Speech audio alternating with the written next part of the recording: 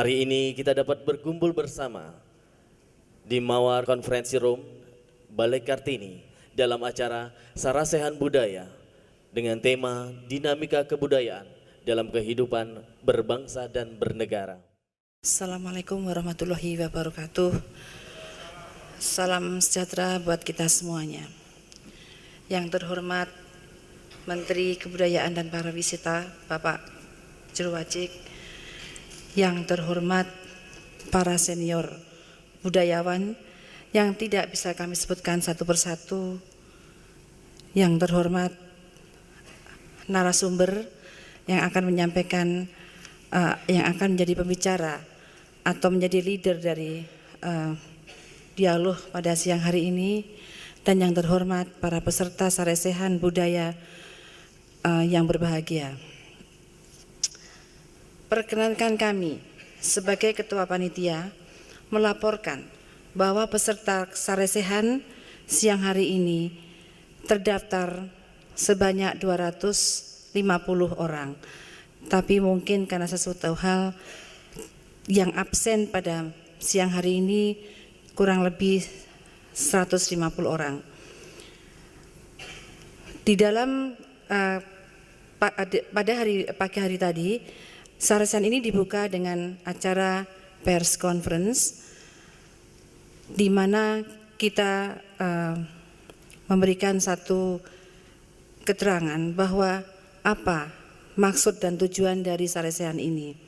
Kami tahu dan kami mengerti bahwa banyak sekali para pakar budaya yang juga mempunyai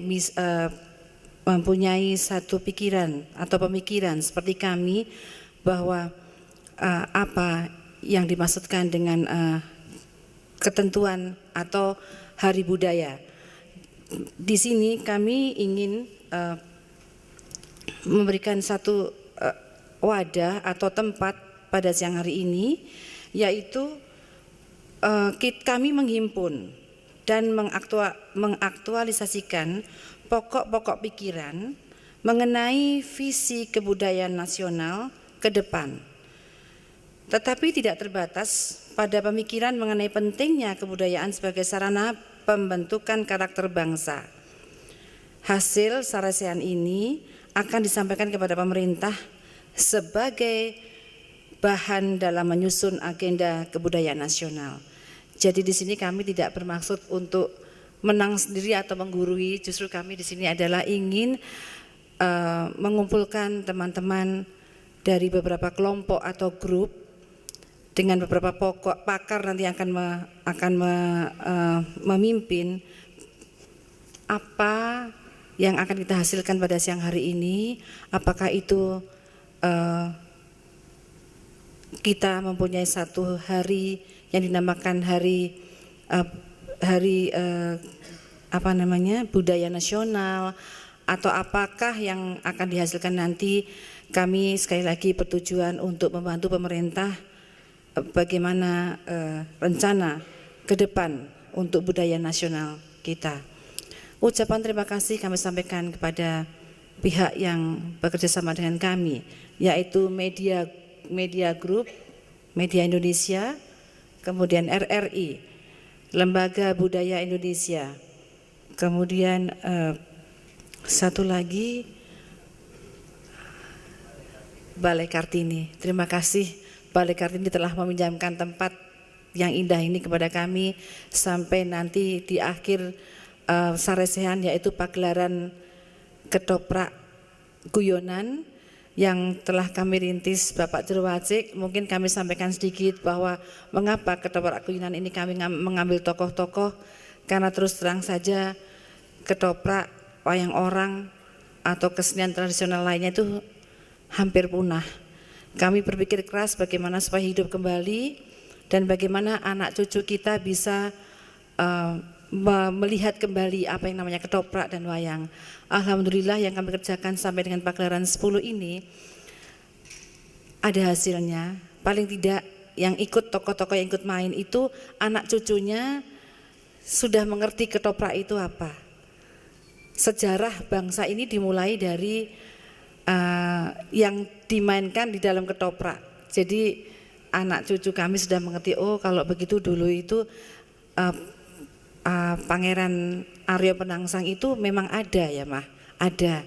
Oh kalau begitu yang namanya Singosari itu memang ada, benar ada. Kamu lihat di sana ada candinya, ada ininya. Dan ceritanya dia melihat sendiri. Ceritanya kalau diketoprakkan itu Pak dengan guyonan itu cepat masuk di otak mereka.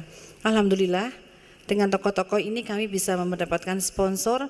Dan sekaligus para tokoh ini tidak dibayar sebagai sponsor maupun sebagai pembeli tiket Pak. Jadi tokoh ini alhamdulillah bisa saya peralat termasuk suami saya untuk dalam arti yang positif. Karena kami dapat sponsor dan beliau-beliau ini mau beli tiket untuk keluarganya, untuk temannya, untuk koleganya. Jadi alhamdulillah selalu penuh. Dan misi yang kita bawa berhasil. Mudah-mudahan kami ke depan bisa mengangkat kesenian tradisional yang lainnya. Selain itu juga kami juga memberikan satu penghargaan pada pahlawan kesenian tradisional, khususnya yang sudah tidak berdaya, yang sudah beralih profesi dari bintang panggung menjadi tukang becak, menjadi loper koran, menjadi tukang sayur, jualan sayur di pasar. Ini kami angkat, kami hargai. Kemudian usul dari Bapak Remi bahwa kita nanti ada semacam bedah panggung meskipun tidak seperti bedah rumah Pak.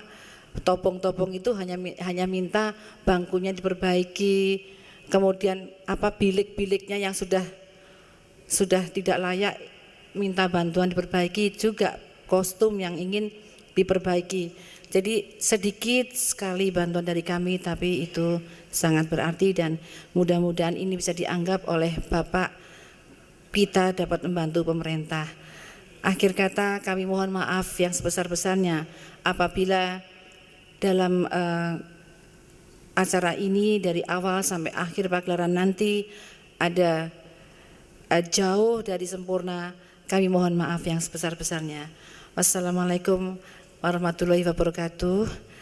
Mohon dengan hormat Bapak Jerwacik setelah memberikan pengarahannya langsung dapat berkenan membuka acara ini. Terima kasih.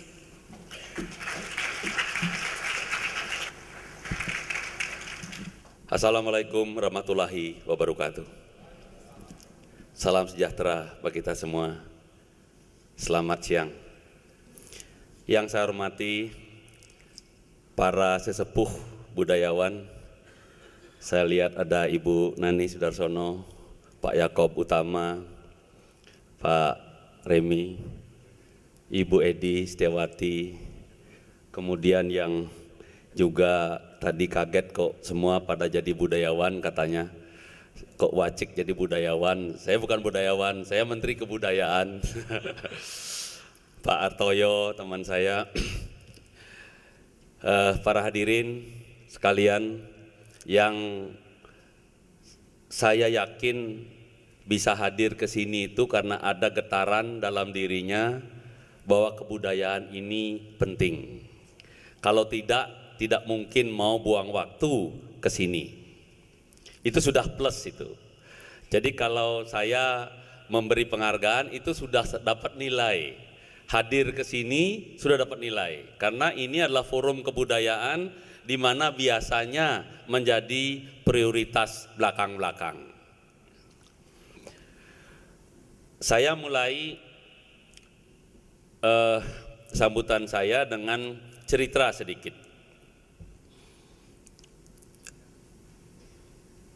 Pada pertemuan Menteri Kebudayaan Sedunia di Madrid, UNESCO yang mengadakan, dan saya waktu itu baru beberapa bulan menjadi menteri. Saya mengikuti pertemuan itu. Jadi ratusan menteri kebudayaan sedunia di sana. Salah satu yang diangkat dalam tema pertemuan itu adalah pertama ada gagasan beberapa negara ingin menyeragamkan kebudayaan. Jadi kebudayaan ini adalah seragam milik bersama universal. Yang kedua, temanya adalah jaminan dari negara-negara bahwa kebudayaannya itu akan lestari.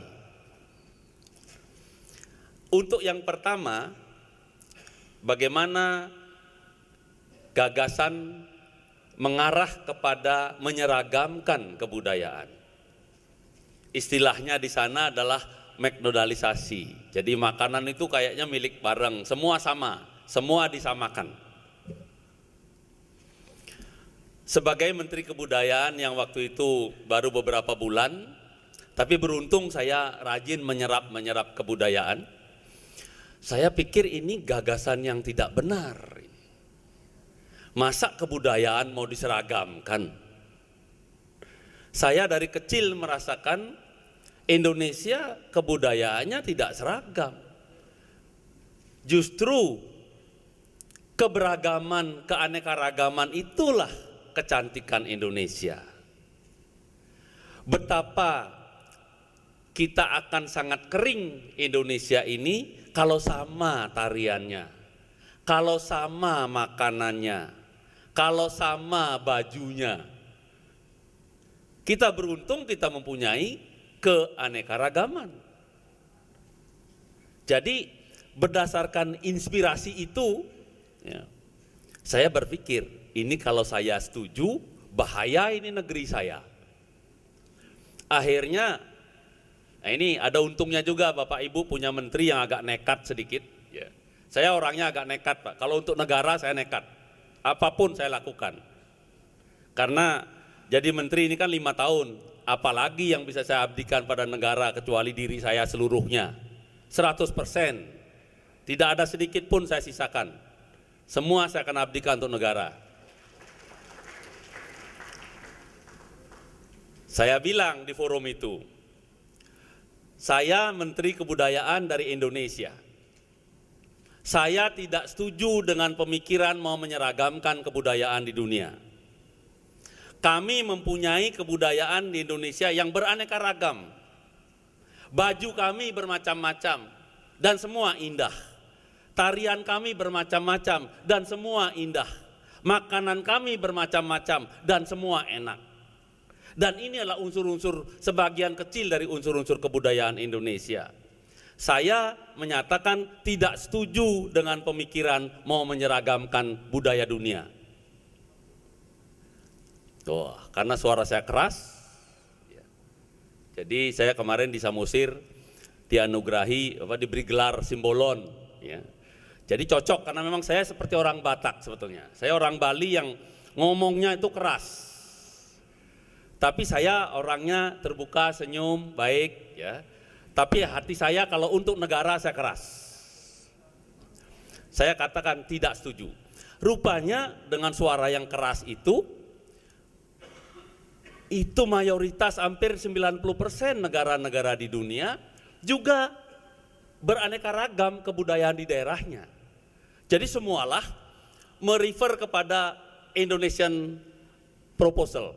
Tidak setuju diuniversalkan. Setuju dengan suara Indonesia, setuju dengan Indonesia bahwa diversity ini harus dipertahankan. Akhirnya menjadi keputusan, tidak ada pemikiran untuk menyeragamkan kebudayaan dunia. Tetap kebudayaan, justru indahnya kebudayaan itu kalau dia beraneka ragam. Malah saya tambah lagi setelah menjadi keputusan, saya usul kepada forum menteri-menteri ini, agar keanekaragaman kebudayaan itu justru dipromosikan di dunia agar menjadi objek wisata. Saya tunggangi di situ masuk ya, karena saya juga Menteri Pariwisata. Mumpung di forum dunia saya bicara begitu. Jadi itu yang pertama. Kemudian agenda yang kedua, bagaimana jaminan menteri-menteri ini bahwa kebudayaan di negerinya akan lestari.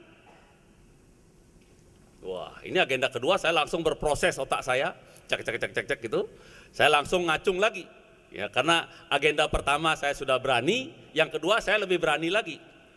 Saya katakan, saya Indonesia menjamin bahwa kebudayaan Indonesia akan lestari. sampai kapanpun. Kenapa? Nah, ini saya ingat, saya mulai punya memori, saya lihat memori. Ya. Pertama, di Indonesia, anak-anak kecil umur 5 tahun, 4 tahun, 6 tahun, 7 tahun, 8 tahun sudah melakukan kebudayaan. Sudah melukis, dan sering lukisannya lebih hebat dari kakeknya. Sudah menari, sudah menyanyi, sudah main gamelan. Saya lihat kemana saya pergi di Indonesia, anak-anak kecil sudah melakukannya. Kalau anak kecil saja sudah melakukannya, maka tidak akan hilang itu kebudayaan Indonesia. Yang kedua, saya katakan di sana, di forum itu, kebudayaan Indonesia banyak yang bercampur atau dipengaruhi oleh religius. Kalau lihat tari Saman misalnya, itu lagu-lagunya mengandung unsur-unsur yang keluar dari ajaran agama. Di Jawa, wayang dijadikan atraksi untuk kepercayaan. Ada hubungan dengan adat dan kepercayaannya. Di Bali banyak tarian-tarian yang hanya boleh ditarikan di pura karena ada hubungannya sama persembahan kepada Tuhan. Jadi selama ini ada hubungan-hubungan dengan kepercayaan, maka kebudayaan Indonesia akan lestari. Yang ketiga, nah ini yang ketiga ini, yang berhubungan dengan sekarang. Saya melihat banyak orang-orang tua di Indonesia, banyak pengusaha di Indonesia yang secara teori mungkin sudah tidak mau ngurus kebudayaan, tetapi masih terlibat dalam pelestarian kebudayaan. Kakek-kakek, nenek-nenek masih datang, masih mau ngurus kebudayaan, masih mau terlibat melestarikan kebudayaan. Karena beberapa kali saya menerima tamu, ya, yang pelestari kebudayaan dari Sabang sampai Merauke, banyak yang kakek-kakek dan nenek-nenek. Itu suatu garansi bagi saya bahwa kalau begini Indonesia akan lestari. Maka saya pasang badan di forum dunia, Indonesia pasti aman, kebudayaannya akan lestari. Itu Bapak Ibu. Nah, sekarang mulai kita masuk substansi. Pernah ada survei dari satu penerbitan di Indonesia, saya sebut sajalah, ya, Kompas yang melakukan. Jadi kalau media Indonesia, mana Pak Jajat mana duduknya? Media belum melakukannya atau sudah melakukannya, kasih datanya ke saya, nanti saya sebut-sebut, ya. Tolong bikin survei, ya. Karena ini tadi saya sambung, banyak orang-orang begini nih, media Indonesia, Kompas, terus itu Paguyuban Puspo Budoyo. Selama banyak orang-orang begini, aman kebudayaan Indonesia, ada yang jaga, semua ada yang menjaga. Semua ada yang menjaga. Nah, Kompas pernah membuat survei. Saya bawa hasil surveinya di sini. Kebanggaan terhadap beberapa aspek kehidupan. Ini konon ini menurut hasil surveinya Kompas, dia ada angkanya, jadi mestinya benar ini, ya. Ada survei, ada ditanya rakyatnya, ya. Apakah yang paling kalian banggakan menjadi orang Indonesia? Banggakah kalian jadi orang Indonesia tentang ekonomi Indonesia? Jawabannya hanya 11% yang mengatakan bangga tentang ekonomi negerinya. Banggakah dengan kesejahteraannya yang sekarang? Baru 11% yang bangga. Politik, banggakah dengan politik Indonesia? 13%. Hukum 21%, ada juga yang bangga pada hukum Indonesia, 21%. Kemudian keamanan, ya, 22% yang bangga pada keamanan Indonesia. Selamat datang Pak Parni. Pemerintahan, 32% yang bangga tentang pemerintahan Indonesia. TNI, ini lumayan, 42% yang bangga tentang TNI-nya. Tetapi 71,6% orang Indonesia bangga tentang kebudayaannya. Jadi satu-satunya yang bangga orang Indonesia menjadi orang Indonesia adalah kebudayaannya. Saya beruntung menjadi Menteri Kebudayaan. Jadi rakyat Indonesia 71% bangga pada kebudayaannya. Karena itu mari kita berjuang keras, jaga ini kebudayaan Indonesia, karena ini dibanggakan oleh rakyat. Itu saya tambahkan biar kita jangan merasa sia-sia ngurus kebudayaan. Berikutnya, saya sambut Sarasehan ini. Pak Lulu ini kan sama dengan saya, insinyur dari ITB.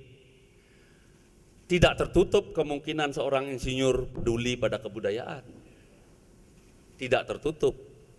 Pak Artoyo juga engineer, ya. Banyak di sini kita aslinya bukan orang kebudayaan, tetapi bisa, mau, dan mari kita lakukan terus membina kebudayaan Indonesia.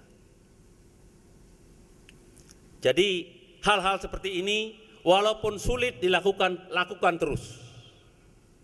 Tidak mudah ngurus kebudayaan, karena kebudayaan itu memang beraneka ragam dan semua adiluhung. Pada waktu saya baru jadi menteri, yang saya pelajari adalah hasil Kongres Kebudayaan di Bukit Tinggi. Itulah Kongres Kebudayaan yang dihadiri oleh lebih dari 500 budayawan selama beberapa hari. Setelah saya pelajari itu, saya merenung bagaimana caranya mengurus kebudayaan ini biar sukses. Ternyata saya undangi satu-satu budayawan-budayawan. Ternyata budayawan itu asalnya dari segala macam penjuru. Ada budayawan yang datang dari kalangan pers. Dari seorang pers, lahirnya di pers, terus menulis, terus ini berkibar, terus akhirnya berkecimpung terus dalam kehidupan ini, terus lama-lama beliau menjadi budayawan. Ada budayawan yang datangnya dari film. Dia main film, jadi bintang film, terus berpikir untuk negerinya, terus lama-lama berproses, akhirnya menjadi budayawan. Ada ya budayawan yang berasal dari biduan, dari seni suara, berkarya, berbuat segala macam, akhirnya berproses. Setelah beliau dewasa, akhirnya menjadi budayawan disebutnya. Dari teater bisa jadi budayawan, dari engineer bisa jadi budayawan.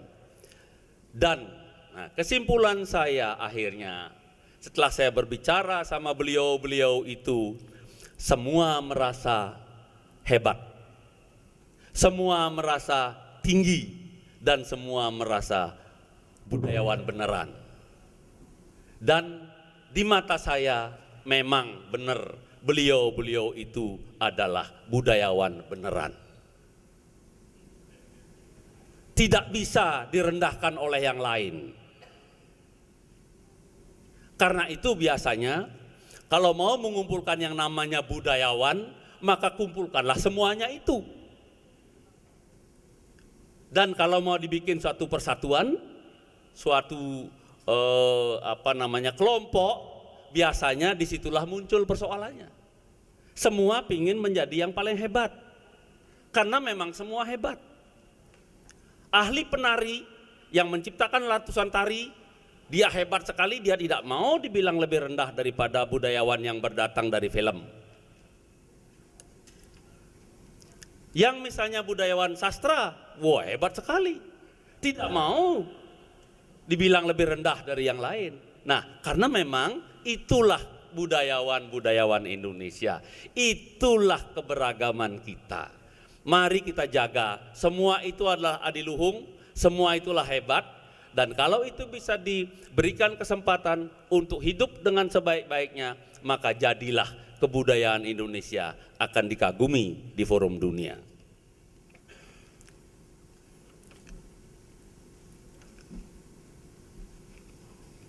Berikutnya, ini karena jarang-jarang saya bisa bertemu dengan forum seperti ini. Dalam konsep saya membina kebudayaan, akhirnya saya punya keyakinan bahwa memang kebudayaan ini bisa dijadikan alat paling dekat dan paling canggih untuk membentuk nation and character building. Bisa. Kebudayaan bisa. Dari segala macam penjuru. Sastra bisa dijadikan alat. Itu kebudayaan bisa menjadi alat untuk nation and character building. Membangun karakter bangsa. Bisa. Wayang bisa. Kalau boleh jujur, karakter saya dibentuk oleh wayang. Saya rajin sekali menonton wayang waktu kecil. Di sanalah saya merasa bahwa tidak bisa sesuatu dicapai dengan baik kalau tidak bertapa dulu Arjuna itu. Arjuna kalau mau mendapat senjata Kalimusada, dia harus bertapa dulu. Dan dalam bertapa, gangguannya banyak sekali. Disebut di sana gangguan perempuan, gangguan macam-macam raksasa, ya. Kalau dia kuat menghadapi gangguan itu, maka dia akan dapat anugerah senjata yang dia tapain itu. Tidak ada jalan yang terang benderang. Kalau istilah Pak Presiden, tidak ada bulan purnama terus-menerus yang enak menyusul suatu tujuan. Semua sulit. Dan kalau kita tidak tegar, kita akan dilibas oleh kesulitan itu. Wayang itu, saya menonton sering. Masuk ke dalam darah saya itu, ajaran-ajaran itu. Sastra bisa, teater bisa. Museum juga bisa dipakai alat untuk membentuk karakter bangsa. Kalau kita melihat museum, masuk ke museum, lihat, di situ akan ditata. Kita akan bangga, hebat benar bangsaku. Kita tidak boleh kalah dari bangsa lain. Lihat museum kita sebetulnya tinggalan-tinggalannya. Jadi dalam proses itu saya mempunyai program. Ini yang saya sebut 3 fase hidupnya kebudayaan. Jadi semua karya budaya akan mengalami 3 fase. Fase pertama adalah fase penciptaannya. Jadi saya mengajak Bapak Ibu semua, kami juga punya program di Departemen Budpar, bagaimana menciptakan suatu situasi agar proses penciptaan karya-karya budaya itu bisa mendapat ruang yang baik. Jadi agar proses penciptaan mendapat ruang yang baik, dibikin lomba-lomba tari baru, penciptaan tari baru, penciptaan lagu baru, penciptaan drama baru, semua didorong untuk ada penciptaan-penciptaan baru. Beri ruangnya dan beri lahannya. Yang kedua adalah memberi peluang kepada kehidupan karya-karya budaya itu. Beri dia kehidupan. Beri dia panggung, yang tulisan karya sastra dalam buku yang bagus-bagus, minta dia jadi film. Lagu masuk di situ, film masuk, karya sastra masuk, jadi teater, jadi apa. Dan kalau ini kita dibawa ke dunia, terus terang memang membanggakan. Saya beberapa kali melihat karya-karya kesenian musik yang digabungkan musik tradisi yang zaman baheula dengan musik yang modern, digabung begitu rupa, kolaborasi, bisa menjadi membengongkan penontonnya. Kagum kita kepada karya-karya anak bangsa.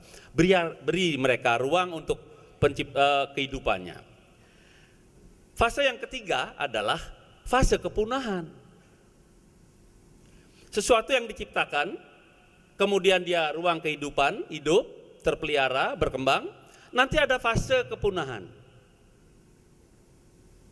Saya mengajak para budayawan untuk tidak menangisi kalau ada karya budaya yang akhirnya punah. Karena kepunahan itu juga kehendak Tuhan. Tidak ada, jangankan karya manusia, ciptaan Tuhan pun punah. Kita akan lahir, hidup, nanti mati juga. Apalagi karya budaya. Tinggal sekarang, kalau ada karya-karya yang segigih mungkin kita pertahankan untuk jangan mati, jangan punah, Tapi kalau bagaimanapun caranya toh akhirnya ada yang mau punah, maka kita harus ikhlas. Seperti ikhlasnya kita kalau ditinggal meninggal oleh orang tua kita ikhlaskan, punah dia. Nah, disitulah peranannya museum. Yang punah-punah segera kita tangkepi, masukkan ke museum. Biar apa? Biar ada tempat pembelajaran bagi anak cucu kita. Oh, dulu pernah ada kesenian seperti ini. Dulu pernah ada musik seperti ini. Dulu pernah ada lagu seperti ini, sekarang sudah punah. Nenek moyangku yang dulu menciptakannya. Nenek moyangku yang lain yang dulu mengembangkannya, tapi akhirnya punah juga. Ada sejarahnya di sana. Jadi jangan menangisi kepunahan. Jadi kalau ada nanti 1-2 kesenian kita punah, ikhlaskan.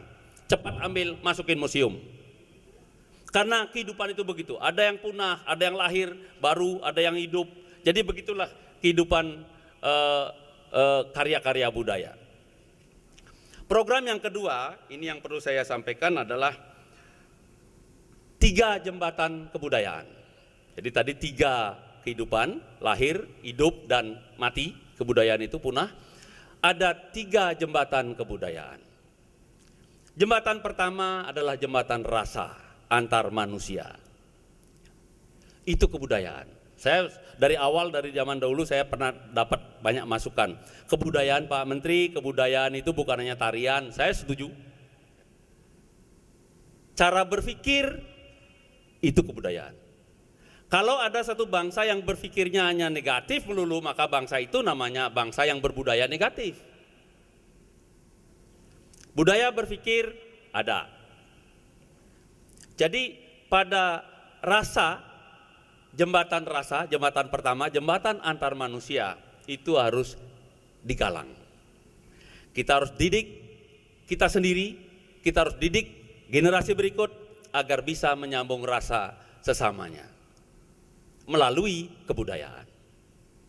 Kalau diterjemahkan ke tarian misalnya atau ke musik, tidak bisa musik itu baik atau tidak bisa tarian itu baik, gamelan itu baik kalau tidak ada hubungan antara pemain kendang dengan pemain kentong. Tidak ada hubungan rasa antara yang nyanyi dengan yang main organ. Tidak akan bisa baik. Ada hubungan rasa di sana. Bapak-bapak, saya yakin dan Ibu yang senang menekuni salah satu saja kebudayaan kita, maka itu adalah ada hubungan rasa. Itu jembatan pertama. Jadi 3 jembatan. Jembatan kedua adalah jembatan antar etnis. Ini yang saya baca, nanti Pak siapa yang akan bicara mengenai bagaimana menggunakan kebudayaan untuk kepentingan negara. Itu agar orang Aceh mau menarikan tari Jawa karena orang Jawa sudah mau menarikan tari Saman, dan orang Jawa bisa menarikan tari Serimpi, orang Padang mau menarikan tari Bali, dan itulah jembatan antar etnis. Sekarang sudah terjadi. Bapak-bapak boleh cek karena saya lakukan survei. Setiap ada tarian, terutama kalau di Jakarta, kalau ada tari Jawa, coba dicek berapa orang Jawanya dan berapa non Jawa. Kalau ada tari Saman 20 orang, boleh dites. Yang orang Acehnya paling juga 3. Sisanya yang 17 bukan lagi orang Aceh. Ada orang Jawa, orang Sunda dan sebagainya. Itulah jembatan kedua yang harus kita perkuat terus. Jembatan antar etnis. Yang ketiga, jembatan antar bangsa. Bagaimana kita berhubungan dengan bangsa lain untuk itu. Menggunakan kebudayaan. Yang terakhir adalah budaya berpikir. Budaya berbicara dan berbudaya berperilaku. Saya mengajak, nanti pembicara saya minta coba itu diulas, diangkat, dicari ya. Karena budaya berpikir yang baik itu diperlukan pada negara kita. Jangan jelek-jeleknya negara saja yang dibesar-besarkan. Kalau kita melihat negeri kita, apalagi kebudayaan kita, alam kita, semua mengatakan bahwa 90%, 95% negeri kita negeri elok, negeri menarik, negeri cantik, ya, makanannya makanan yang baik, enak. Hanya 5%, 10% sebetulnya kejelekan negeri ini. Tetapi kita lebih bahagia orang-orang ini kalau menjelekkan negerinya. Beberapa orang senang sekali menulis yang jelek-jelek tentang negerinya. Senang sekali memberitakan di televisi tentang kejelekan negerinya. Bahagia rasanya dia kalau bisa memberitakan yang jelek-jelek. Tapi yang baik-baik, yang seperti ini misalnya, sarasehan kebudayaan, ketoprak humor, ketoprak tokoh, itu hanya di pojok-pojok koran saja munculnya. Tapi kalau ada interpelasi, ya, itu rasanya berhari-hari tidak cukup dan berhalaman-halaman. Itulah biasanya yang disenangi. Jadi saya mengajak mari kita berpikir yang positif. Kemudian berbicara juga yang baik-baik. Kalau saya misalnya mau membicarakan Pak Yakob Utama, ya, mau cari baiknya, ya, banyak sekali beliau punya baik. Ya. Ibu Edi Setiawati banyak sekali punya baik, tapi punya kekurangan kira-kira 5%. Kenapa yang kekurangannya mesti dicari-cari, mesti diomong-omongin gitu?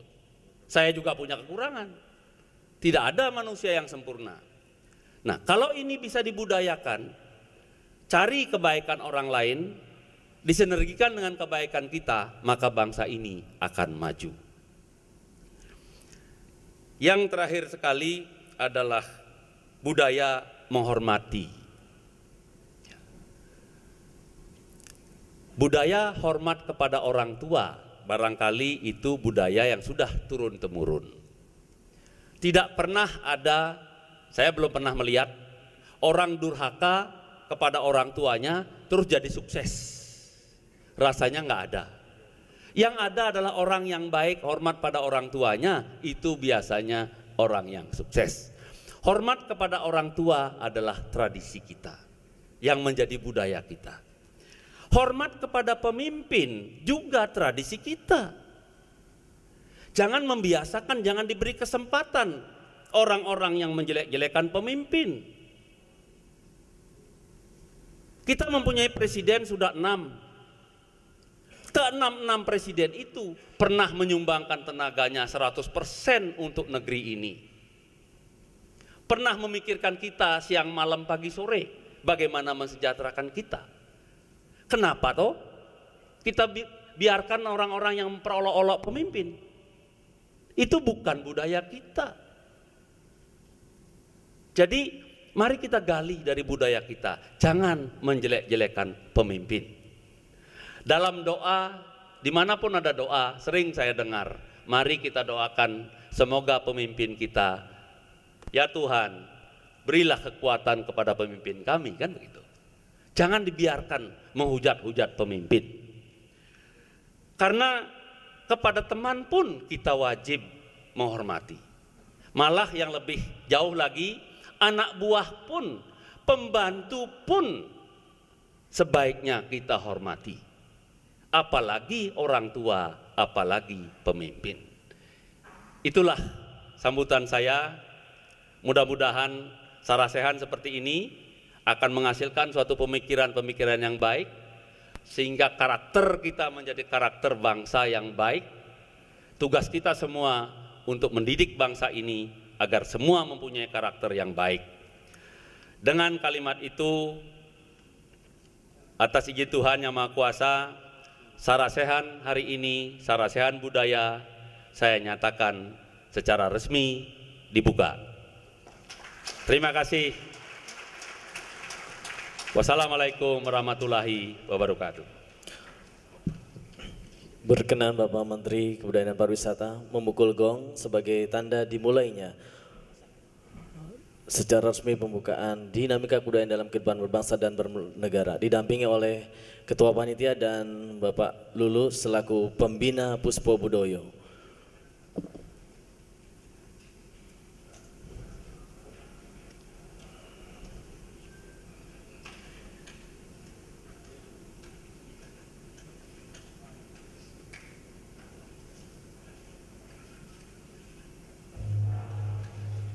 Kita beri applause yang meriah. Indonesia.